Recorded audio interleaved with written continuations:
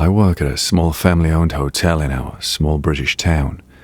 It's nothing special, not like the corporate chains at all, but we're right by a popular countryside location that attracts tourists, so we do good business in the spring and summer.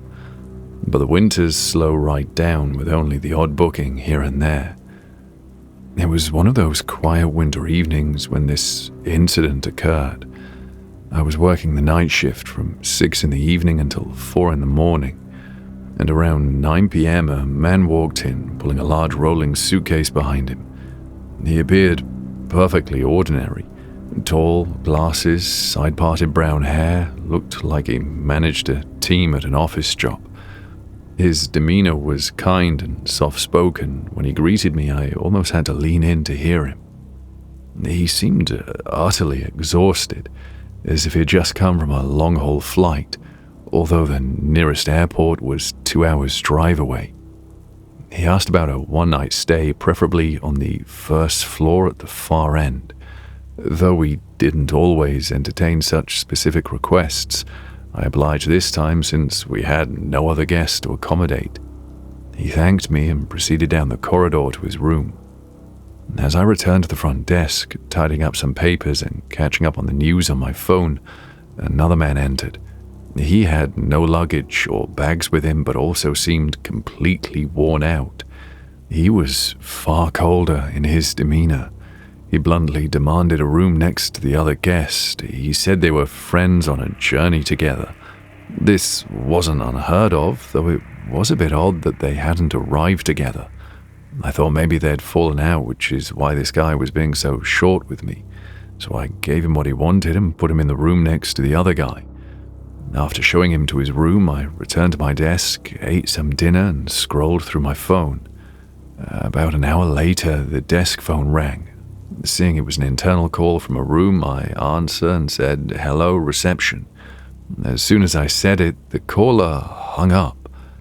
I hadn't heard any voices, just a faint shuffling sound right before the call ended. Seeing it was an internal call from a room, I answer and say, "Hello, reception." As soon as I said that, the caller hung up. I hadn't heard any voices, just a faint shuffling sound right before the call ended. I assumed it might have been a mistake, and besides, they'd call back if it wasn't. I checked the room number and saw that it was the one I'd assigned to the softly spoken man who had arrived an hour earlier. A couple of minutes later, I heard a loud thud down the hallway. I stepped around the counter, peering down the corridor, but I couldn't spot anyone. To have heard a noise that distinct echoing through our small hotel, it had to have been something substantial, perhaps something breaking or toppling over. I returned to the desk and redialed the room number that had called earlier. It rang for a moment before being rejected. I glanced down the hallway once more, but found myself uncertain of what to do next. If something serious had happened, surely they would have called or come to the front desk to report it. Half an hour passed with no further sounds or phone calls. It wasn't until I heard footsteps echoing down the hallway that my sense of unease returned. I looked up to see the less friendly of the two men who had requested the room next to the other. Walking up to the counter, he explained that he needed to check out early, so I processed his checkout and he left. Once he had left, my mind started asking all sorts of questions. Why did he suddenly have to leave early? Why did he leave without his friend? He never gave any hint as to why he left. Surely you'd say something. Well, I went home in the early hours and couldn't shake this uneasy feeling in my gut. A few days later, the terrible truth came out. The softly spoken man who had checked into the first room never checked out. When we investigated the room, his suitcase and belongings were still there, but there was no sign of him whatsoever. We tried to track down the other man who had claimed to be traveling with him, but it proved impossible. The name, address, and contact number he provided didn't match any records. We, of course, informed the police, but despite their best efforts, no concrete evidence ever came to light. It remains a mystery.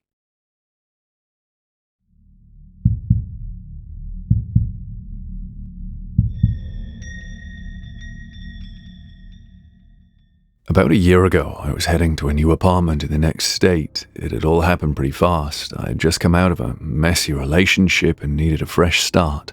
I'd secured work in the next state along, found the apartment, packed up my stuff, and just hit the road.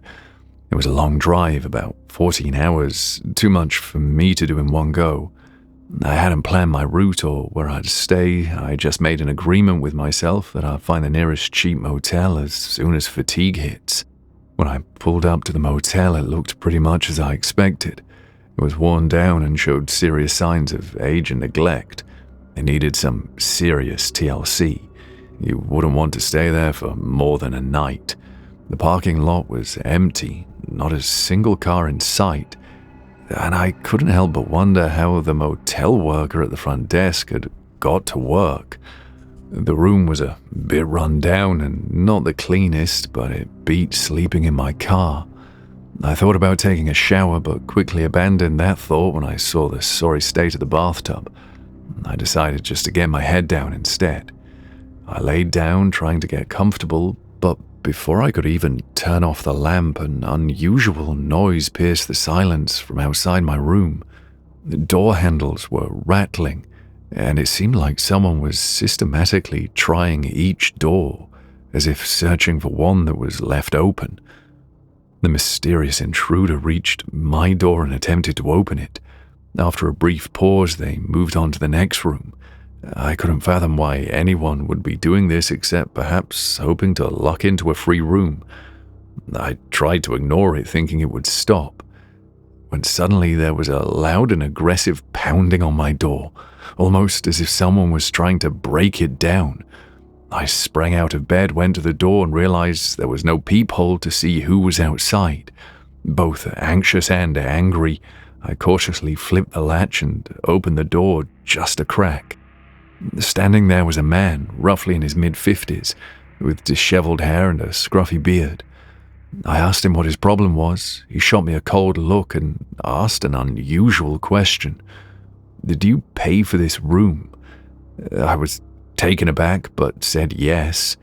He didn't seem convinced, his expression questioning my honesty. He demanded that I come with him to the service counter to sort out this room mix-up, claiming that he had been assigned to this room as well. This was obviously a lie because he'd been trying every door along the hall, and the situation was made even weirder by the fact that there were no other cars in the parking lot and no signs of other guests. The chances of us being assigned the same room within a few minutes seemed almost impossible. The man's tone grew more aggressive, insisting that I come out, but I had already decided that I wasn't leaving the room.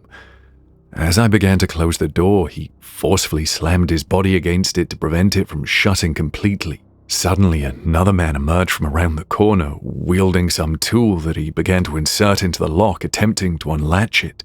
Things had jumped to a whole new level. I thought I was dealing with a possible drunk, but now it looked like a calculated attack. I was suddenly full of adrenaline, and I pushed my body against the door, trying to keep it closed. But the combined force of both men pushing was overwhelming. Amid the chaos, the door's movement knocked the tool out of the second man's hand. Both of them briefly looked down, and in that split second, I seized the opportunity to slam the door shut. After a few more futile hits on the door, their footsteps retreated and filled me with relief. I grabbed my phone and dialed 911. What's truly bewildering is that they didn't have a car. So when the police arrived, they traced their shoe prints leading straight into the woods behind the motel, which ended in nothing but trees and dirt. Their motives remained unclear, but the fact that they targeted me despite knowing all the other rooms were unoccupied was deeply unsettling. It's hard to say what they had planned, but I can't help but feel thankful that things didn't take a more sinister turn.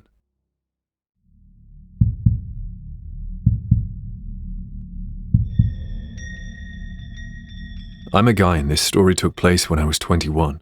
One evening, I found myself in the midst of a heated argument with my college roommate, Jake. It started over a misplaced set of keys, but really it was more than that. The tension had been building between us for weeks. Our personalities clashed big time. I insisted I hadn't touched his keys while Jake was convinced I was hiding them to mess with him. Our yelling match escalated quickly, and it was clear that neither of us was willing to back down. It looked like things could get physical, so I decided it was best to cool off and suggested we each find some space for the night. I grabbed a duffel bag, threw in some essentials, and told Jake that I'd be staying at a nearby motel. Our apartment was small, and there was no way I could concentrate on anything with the atmosphere of animosity. I had a part-time job at a bar, so the expense didn't bother me much. I hopped into my car and made my way to the place I had in mind. I checked into a room on the second floor. It had a large window with a view of the motel's parking lot. It wasn't the Ritz, but it was a peaceful escape from the argument I'd left behind.